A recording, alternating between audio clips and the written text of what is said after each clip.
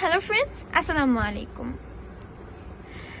আজকে আমি জান্নাত নিয়ে বলবো। তোমরা কি জানো জান্নাত শব্দের অর্থ কি? জান্নাত শব্দের অর্থ হলো উদ্যান অথবা বাগান। আমরা সবাই জান্নাতে যেতে চাই। আল্লাহ তাআলা কোরআন মজিদে 8টি জান্নাতের কথা বলেছেন। আজকে আমি সেগুলোর নাম ও বাংলা অর্থ তোমাদেরকে বলবো। প্রথমেই আছে জান্নাতুল ফেরদৌস, যার অর্থ জান্নাতের সর্বোচ্চ বাগান। দ্বিতীয়তে আছে জান্নাতুল খুলদ, যার অর্থ চিরস্থায়ী বাগান। তৃতীয়তে আছে জান্নাতুল নাঈম, যার অর্থ সুখ স্বাচ্ছন্দ্য দান নিয়ামতে পূর্ণ বাগান। চতুর্থতে আছে জান্নাতুল আদন, যার অর্থ অনন্ত সুখের বাগান। পঞ্চমে আছে জান্নাতুল মাওয়া, যার অর্থ আশ্রয়ের বাগান। ছয়ে আছে জান্নাতুল কারার, যার অর্থ আখিরাতের আলয়। 7 নম্বরে আছে দারুল মাকাম, যার অর্থ স্থায়ী আবাসের বাড়ি।